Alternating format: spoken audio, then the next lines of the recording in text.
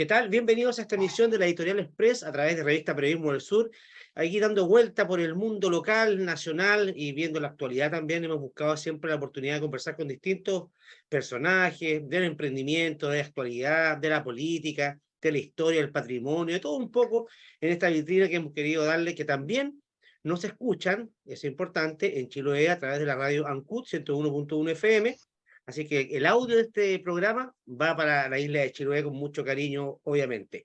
Y en esta oportunidad tenemos invitado a una persona que ha sido parte de la historia política desde antes de la reconstrucción de la democracia, porque ya desde muy joven, le vamos a preguntar ya a nuestro invitado, partió en esto de la política. Estamos hablando de Víctor Reyes Alvarado, exdiputado del distrito aquí el 56, ¿no es cierto? Que la comuna fuerte era Puerto Vara, pero tenía muchas comunas alrededor. ¿Qué tal, don Víctor? Buenas tardes, gracias por recibirnos hasta ahora en su hogar a través de Zoom. Hola Jorge, buenas tardes también. Un agrado saludarte y poder compartir este espacio de conversación. Y un saludo también a todos los que vean este programa en la provincia de Inquihue, también por supuesto los amigos de la isla de Chiloé. Un abrazo. Primero, bueno, usted ha estado como en gran parte de la historia política del último 30, 40 años, 50 años. Partió muy joven, ¿no es cierto?, con el tema de la juventud, la democracia cristiana, la patria joven, esos sueños que se levantaban en esos años. Hablemos un poquito de eso para luego entrar al terreno que nos convoca hoy día más actual. ¿Cómo fueron esos primeros años de incursión en la política de esos años? Bueno, la verdad es que yo soy político desde nacimiento prácticamente, porque en mi hogar, en la casa de mis padres, en Puerto Vara, se fundó primero la Falange Nacional y posteriormente el Partido Demócrata Cristiano. Así que yo desde niño siempre escuché hablar, ¿no es cierto?, de política y por supuesto de la democracia cristiana. Pero ya más activamente y más formalmente, yo diría que comencé a participar en los años 60, cuando me fui al Internado Nacional Barros Arana, a terminar mis estudios secundarios de aquella época. Y ahí me invitaron a formar parte del núcleo secundario de estudiantes demócratas cristianos. Era el Barros Arana un establecimiento identificado mucho con el Partido Radical, qué sé yo, un establecimiento laico. Yo procedí aquí al Colegio Germania de Puerto Vara. Yo te diría que ahí fueron mis primeras actividades políticas ya un poco más formales. Antes yo andaba nomás ahí participando en las campañas, qué sé yo, pero tocando pombo de repente. Pero ahí ya me incorporé, incluso fui en esa oportunidad, en esos años, hablando entre los años 60 y 61, fui también en representación de la democracia cristiana secundaria, formé parte del centro de alumnos, fui vicepresidente del centro de alumnos del INBA. Y bueno, después vino el paso a la universidad, ahí también inmediatamente, en cuanto ingresé a primer año de Derecho en la Chile, me incorporé a la democracia cristiana universitaria, que en ese tiempo tenía grandes líderes, ¿no es cierto? Y bueno, participando siempre activamente en todos los eventos, actividades, en cuanto a acontecimientos que existieran. Después vino la Patria Joven, ¿eh? Esa gran marcha, ¿no es cierto?, que nos convocó, y esa gran gesta que nos convocó Eduardo Frei Montalva, en la cual también participé. Y bueno, después, terminados los estudios, volví a la zona, digamos, y aquí en distintas actividades, pero siempre también vinculado al partido. Fui dirigente de la juventud, fui presidente comunal de Puerto Vara en los años 70, posteriormente también fui presidente provincial de la Juventud Demócrata Cristiana. Bueno, después vino todo el tema del golpe de Estado, que nos tuvo paralizado algún tiempo, pero pero mantuvimos durante ese periodo también algún tipo de actividad. No muy presencial, digamos, pero sí nos reuníamos, conversábamos y manteníamos contacto con muchos camaradas y dirigentes de la zona y de otras zonas del país también. Pero siempre, nunca bajando las banderas, digamos. O sea, don Víctor, usted estuvo en todas las etapas de desarrollo político nacional, luego trasladándose, volviendo a Puerto Vara, lo que hacíamos mucho, que nos íbamos a estudiar fuera, luego retornábamos a tratar de devolverle a la ciudad, ¿no es cierto?, lo que uno había aprendido profesionalmente. También le tocó grandes responsabilidades, no es menor. Usted trabajó como seremi de Educación, seremi de Vivienda, en la Superintendencia de Educación, en cargos de relevancia. Me gustaría saber, siempre ahí, antes de entrar en el plano de lo legislativo, hablemos del desarrollo de los cargos públicos, ahí había que estar con muchos partidos políticos participando en estas coaliciones, las relaciones internas, cómo se iban manejando, cómo fue ese gran logro de poder conseguir 17 partidos, me recuerdo, para el año 88, se congregaron para lo que fue el plebiscito del no. ¿Cómo fue ese trabajo territorial en el caso de ustedes en Puerto Vara? No, Ser como una yo te diría alianza. que ese trabajo, digamos, durante la época previa al plebiscito, yo era presidente provincial del partido, yo fui elegido presidente provincial el año 87, en 1987, en que estábamos ya rearticulando toda la actividad y el acontecer político ya posibilitado legalmente. De modo tal de que ahí hubo un trabajo muy intenso a nivel territorial, incluso con tu papá, Sergio Orgueta, ¿no es cierto?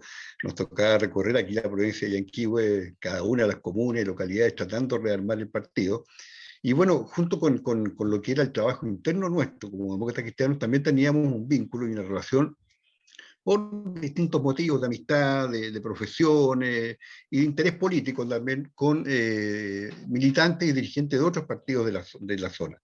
Partido Socialista, el Partido Radical, el PPD, y eso fue generando, yo diría, lazos de confianza que permitieron posteriormente no solamente triunfar, ¿no es cierto? Primero con el no y después con el presidente Elwin en la primera elección presidencial, sino que también poder formar gobierno a nivel nacional, a nivel regional, en las comunas, en fin, porque había una suerte de entendimiento, ¿no es cierto?, en que el gran objetivo era restablecer la democracia, afianzarla, consolidarla.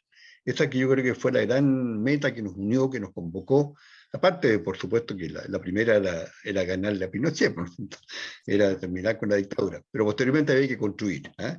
Y en esa construcción yo creo que fue muy importante el que nos conociéramos con mucha gente, que antes tal vez estábamos en trincheras distintas, pero con la experiencia vivida, yo creo que era muy importante, ¿no es cierto?, reconocer lo bueno que tenía la experiencia anterior, pero también lo malo que tuvo.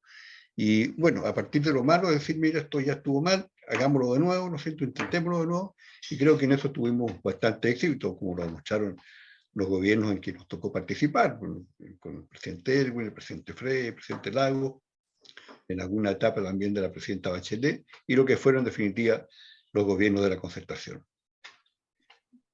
El año 88 fue un año de muchas emociones para todo Chile.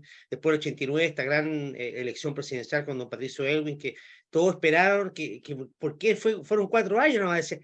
¿Cómo lo veían ustedes que estaban en el Parlamento cuando fue todo tan rápido? De repente nadie se dio cuenta y ya don Patricio Elwin tenía que irse, había una nueva elección. ¿Cómo fue esos años de transición que no tuvo exenta de problemas con el ejército, por ejemplo? Muchísimos problemas. Acordémonos que Pinochet seguía en la comandancia en jefe del ejército.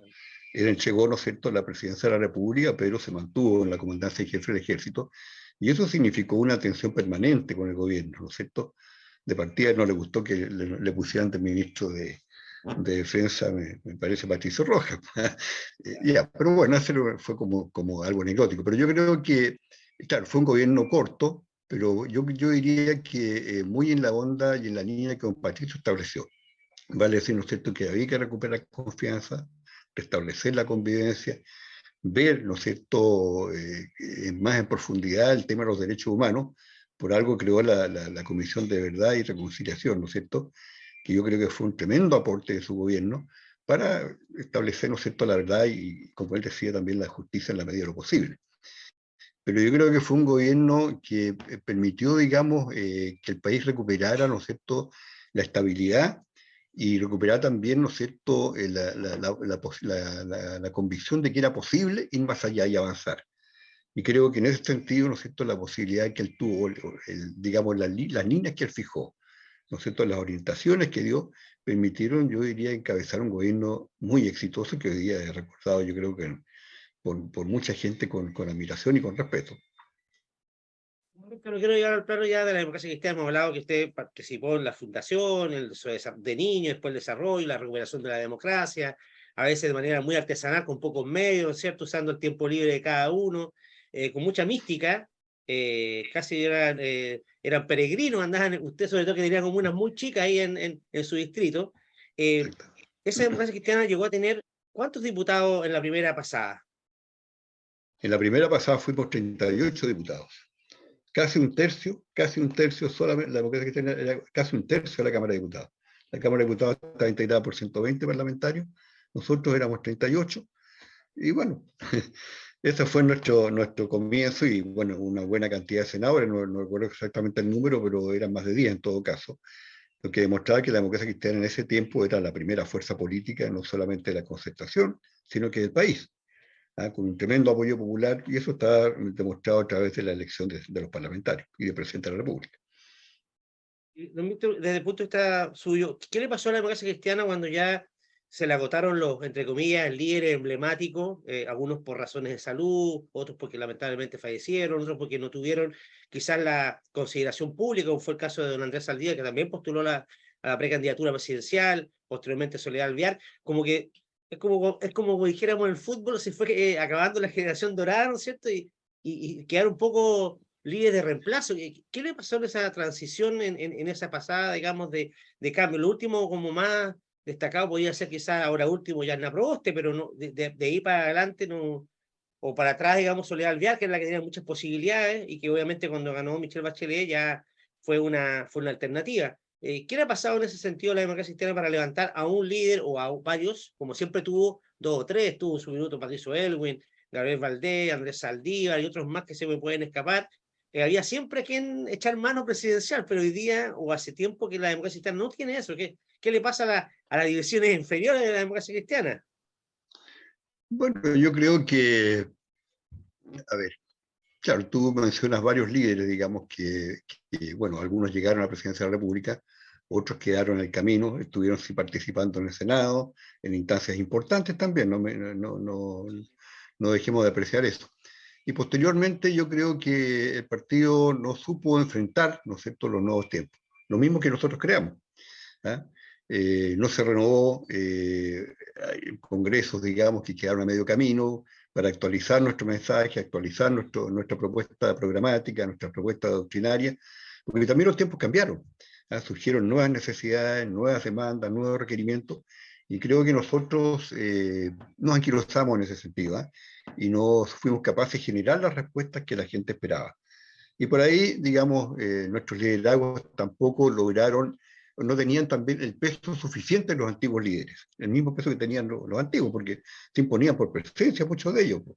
Yo, bueno, tengo una imagen de Frei Montalva, don Patricio, don Gabriel Valdés, Andrés Saldívar, que tú lo mencionaste, que eran personas, digamos, que llegaban y, bueno, imponían respeto, consideración, pero posteriormente eso se perdió. Y los liderazgos nuevos que fueron surgiendo, tú mencionaste algunos también, la Soledad Alvear, Claudio Rego, la Carolina Goich, digamos, no tuvieron tampoco el respaldo del partido. O sea, formalmente fueron candidatas o candidatos, pero las divisiones internas, las querellas internas, las peleas internas, los grupos que se fueron formando, no todos trabajaron, ¿no es cierto?, partidariamente, como una sola unidad, como un solo bloque, por las candidaturas que se habían levantado. Y eso, digamos, debilitó todas las postulaciones. Por eso Soledad Alvear tuvo que bajar su postulación en su momento. Por eso, posteriormente, ¿no es cierto?, Claudio Rego sufrió lo mismo, no tuvo el apoyo de toda la instancia partidaria, lo mismo le pasó a Carolina Goich, en fin. Yo creo que son situaciones producto de las divisiones internas, de que hay temas que están sin resolverse al interior del partido, hay definiciones que yo creo que son necesarias en algún minuto. Espero que después del plebiscito haya el tiempo, y creo que habrá el tiempo suficiente, digamos, para buscar esa definición, ¿no es cierto? Y ver, en definitiva, también dónde nos ubicamos, ¿no? Porque hoy día hay tendencias al interior, ¿no es cierto?, que chocan entre ellas.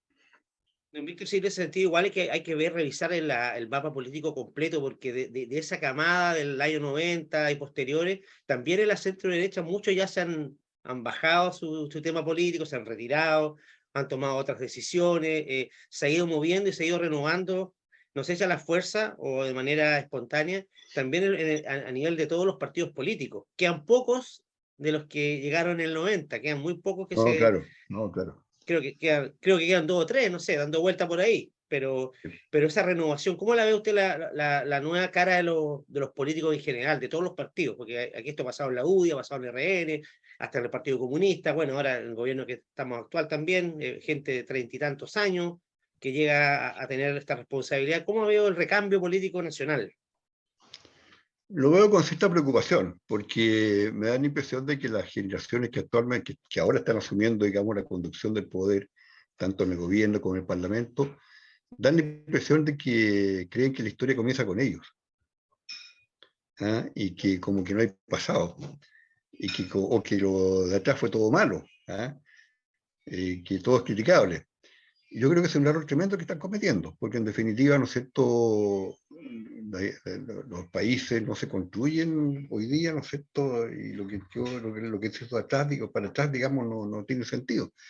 Eso lo veo yo con bastante preocupación, ¿eh? Y bueno, particularmente uno lo observa en la gente que está en el gobierno hoy día, en que ellos llegaron, digamos, diciendo, mire, por 30 años para atrás fueron malos, qué sé yo, y bueno, mucha gente lo respaldó también, ¿eh?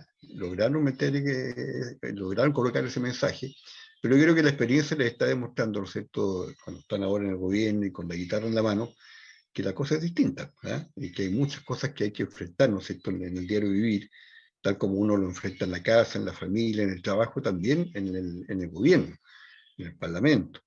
Ojalá que esta experiencia que se está viviendo ahora les permita de alguna manera reencauzar. Yo creo que el presidente en ese sentido ha tenido como más percepción, digamos, y lo ha dicho varias veces, en el sentido de que hay que mirar también lo que hicieron los demás, lo que se hizo antes, ¿no es cierto?, que no estamos partiendo de cero. Eso me preocupa. Y eso uno lo ve en todo sentido, tanto en el gobierno como en la oposición. Para entrar ya en el tema del plebiscito de salida, pero antes de eso, se trató de igualar también comunicacionalmente o políticamente el estallido social de octubre con un poco lo que fueron las luchas contra el régimen militar. Se trató como que equiparar en la historia. Nosotros estamos haciendo lo mismo que pasó en el 88, ¿por qué nos critican? Y lo otro, ¿usted considera que fue un error este Acuerdo Nacional por la Paz al que llamó finalmente el presidente Piñera y que posibilitó posteriormente la realización de esta convención para que escribir esta constitución? Esas dos cositas me gustaría que me comentara, a ver qué mirada tiene. O sea, yo creo que, o sea, respondiendo a lo segundo, yo creo que no fue un error porque había que dar una salida institucional a la crisis que se había generado, ¿ah? Creo que el estallido social de 1919, el 2019, perdón, está retrocediendo mucho en el tiempo, Sí. de 2019, digamos, fue algo inesperado, ¿ah? Si bien podían haber algunas señales previas con los movimientos estudiantiles, qué sé yo, pero de la magnitud que se produjo, yo creo que nadie lo esperaba y ningún gobierno podía haber estado preparado. Le tocó a Piñera como le podía haber tocado a cualquiera, ¿eh? Y ninguno iba a tener la capacidad de dar respuesta, ¿no es cierto?, en la forma en que eso se desarrolló. Ahora, eso yo creo que requería una salida institucional y bueno, eso se logró a través del Acuerdo por la Paz que se firmó, que posibilitó que ahora se haga que ahora estemos, digamos, en este plebiscito próximo a realizar. Yo creo que en ese sentido yo le reconozco al gobierno de Piñera el haber tenido esa capacidad. ¿Ah? Muchos lo critican por esto, pero yo creo que era su deber, ¿ah? Y había que buscar un camino que permitiera, ¿no es cierto?, que las posiciones que estaban tan confrontadas, que algunos incluso han declarado hoy día, un representante, un ex candidato presidencial, el señor Artés, ¿no es cierto?, ha declarado públicamente que ellos estaban con el objetivo de derrocar al gobierno. ¿Ah? Entonces, bueno, yo creo que eso es una insensatez, ¿no es cierto? Porque los gobiernos hay que respetarlos en su trayectoria democrática. La voluntad popular está expresada, ¿no es cierto?, cuando entrega un mandato para gobernar durante un cierto tiempo y eso hay que valorarlo y reconocerlo. Entonces no puede venir alguien y decir, mire, nuestro objetivo es derrocar al gobierno. Y para eso promover, ¿no es cierto?, todo lo que ocurrió en el estallido social. Pero yo creo que yo creo que fue una buena salida. Y porque además se logró consensuar, digamos, en la inmensa mayoría de los partidos, salvo, ¿no es cierto?, dos que después llegaron, tomaron el pandero en la convención, fue el Partido Comunista y el Frente Amplio, que se opusieron, ¿no es cierto?, no fueron parte del acuerdo, lo votaron en contra en el Parlamento, y ahora, posteriormente, durante la Convención Constitucional, ¿no es cierto?, prácticamente eran los que tocaban el pandero.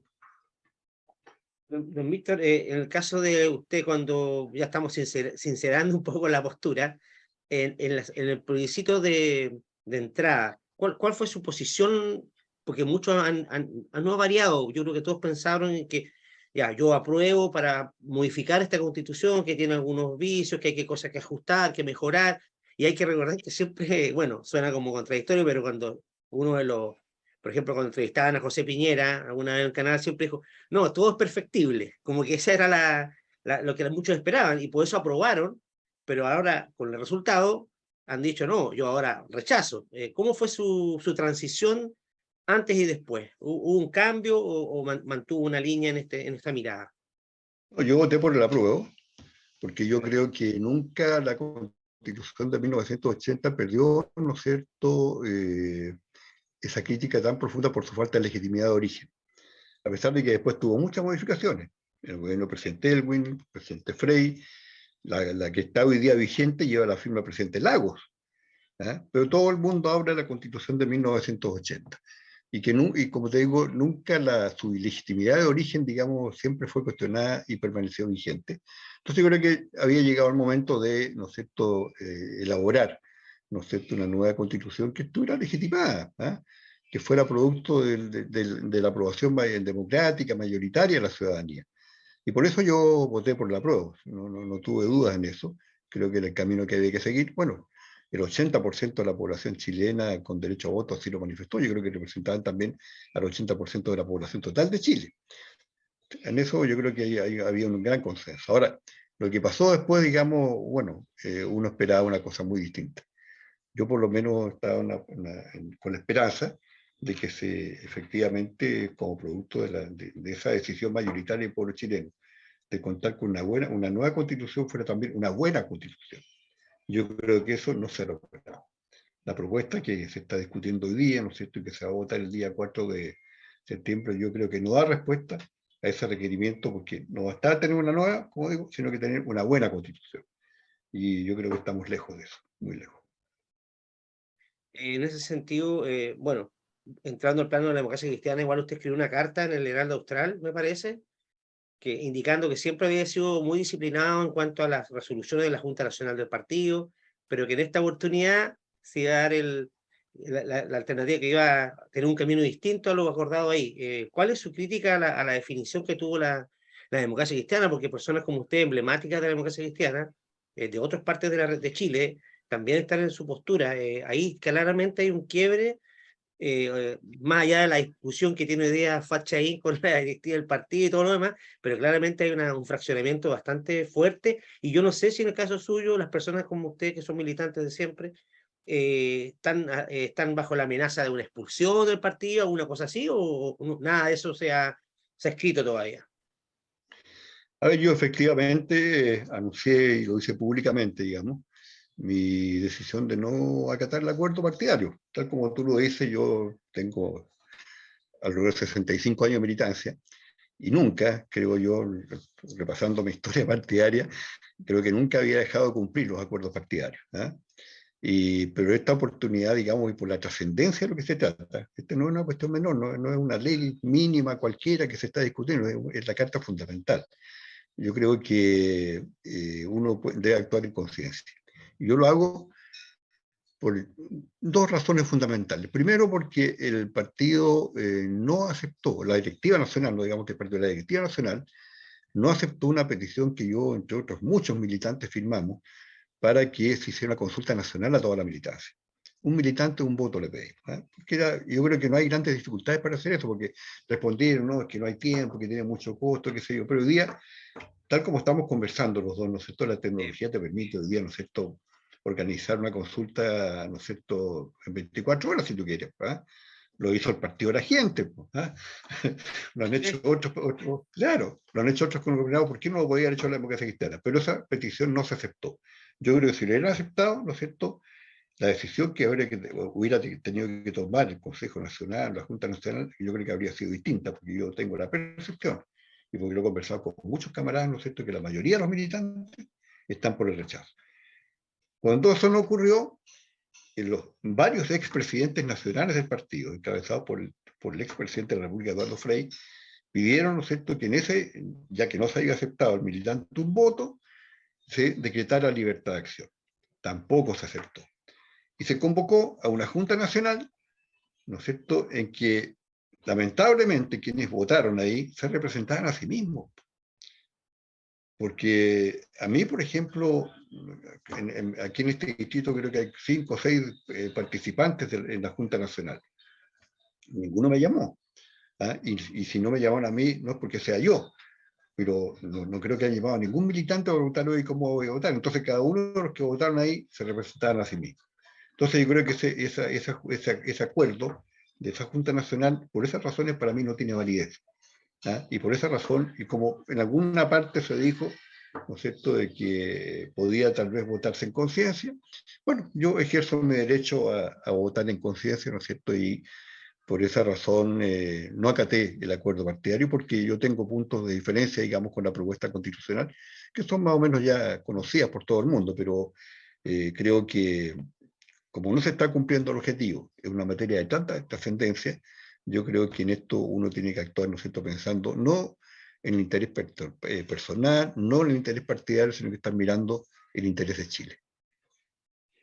Usted ha señalado, hay varias observaciones, porque también hay que entender que la votación de este plebiscito de salida, uno va y vota el documento completo. A mí me pueden gustar un artículo, ¿no es cierto? Puedo tener cercanía con otro, pero uno hace un balance y fruto de eso toma una decisión. ¿Cuáles son los temas que a usted más para que la gente que no sabe conozca cuáles fueron sus temas donde usted tiene como esa sensación de que voy por el camino del rechazo, que no puedo aprobar algo que no me convence? ¿Cuáles serían como algunos de los temas que no lo convencen? A ver, primero, la plurinacionalidad. Yo creo Ya. que nuestro país tiene muchos pueblos, ¿no es cierto?, pero no muchas naciones.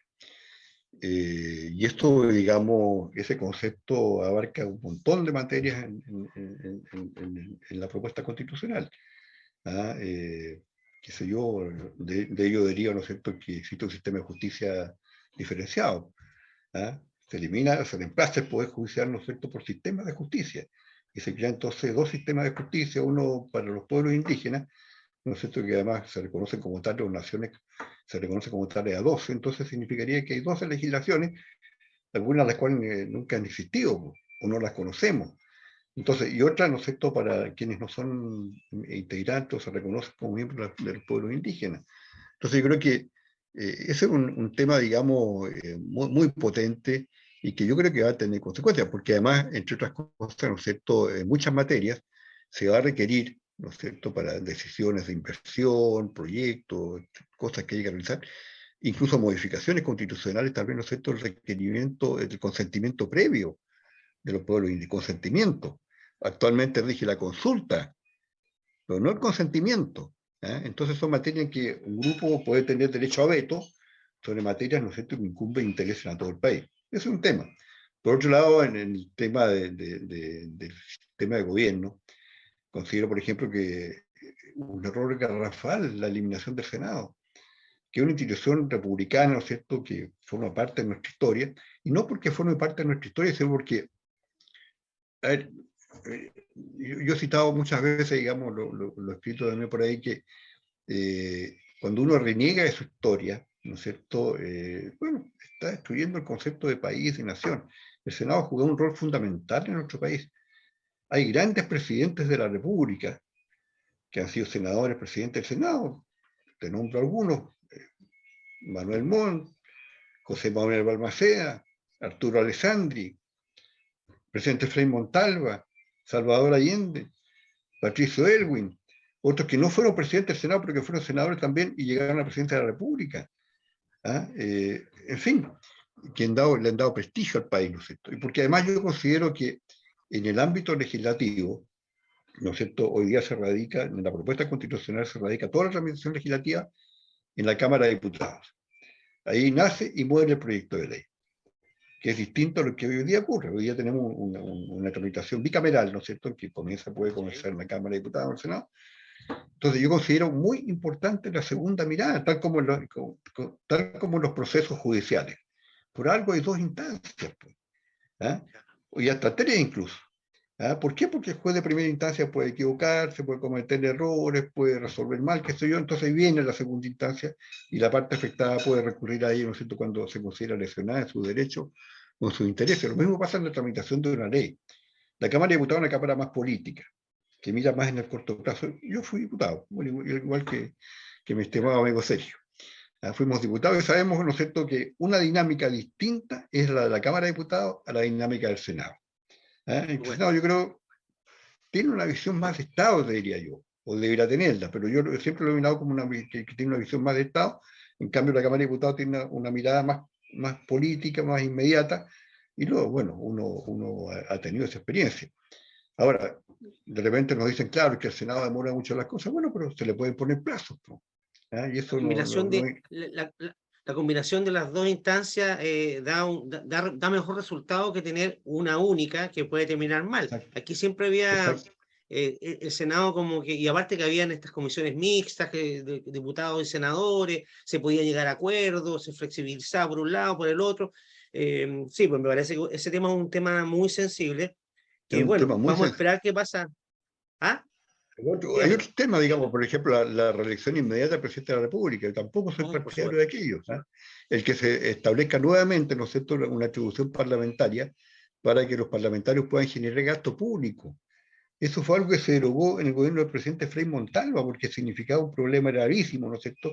Cada parlamentario, para aprobar una ley, ¿no es cierto?, generaba, oiga, que yo encontré un camino, ya, ¿no es cierto?, un proyecto de ley generaba en gasto. Y eso impedía, ¿no es cierto?, un manejo económico adecuado al país. En fin, temas como eso hay varios, digamos, dentro de la propuesta constitucional que a mi juicio no corresponden. Don Víctor, le quiero agradecer, pero antes no puedo despedirlo sin antes preguntarle brevemente, usted es de Puerto Vara, está en Puerto Vara supongo, ¿no es cierto? Perdí el audio Cambié. ahí, perdí el Ah, audio, no te ah, oigo, aló, hola, hola, seguramente se cortó ahí, no te oigo. hola, hola. No, pero que pase a arreglar nomás, que lo Ahora sí, ignore, quizás se lo... ¿Ahora sí? Ya. No, yo le ahora decía, usted sí, está en Puerto Vara. sí. Ya, cuénteme un poquito así brevemente, ¿cómo estaba Puerto Vara en el año, este año que estamos pasando, medio... ¿Ha crecido mucho Puerto Vara? Bueno, Puerto Vara y todo el sur de Chile, yo creo que estamos viviendo, no sé, una crisis de crecimiento tremenda, una expansión urbana, mucha gente nueva, aumento de la población considerable. Ya no hay matrícula en los colegios, cuando decirte eso, pues, ¿ah? Las calles todas Ah, colapsadas, claro, y nuestra ciudad yo creo que no estaba preparada para eso. Bueno, ha venido toda esta discusión, ¿no es cierto?, sobre las parcelaciones, en fin, yo creo que, bueno, pero no es un problema exclusivamente de Puerto Vara, yo creo que todo lo alrededor nuestro, en Yanquihue, en Frutillar, en todo el entorno del lago, es cosa de recorrer, ¿no? Porque uno veía que antes eran campos, ¿no es cierto?, dedicados a la agricultura, hoy día están llenos de construcciones, hoteles, hosterías, casas de habitación, conjuntos habitacionales, cabañas, en fin. Es un cambiado, tema. ha cambiado mucho la geografía. Bueno, don Víctor, le quiero agradecer su tiempo, su disponibilidad para conversar de este tema y no se me vaya porque yo voy a despedir el programa y quiero conversar 2 minutos con usted por aquí mismo, ¿verdad? Ahí lo coordinamos. Que estén muy bien, nos Muy encontramos en bien. la próxima emisión de Editorial Express a través de Revista Periodismo del Sur y también a través de Radio FM Ancú 101.1 en Chiloé. Que estén muy bien. Chao.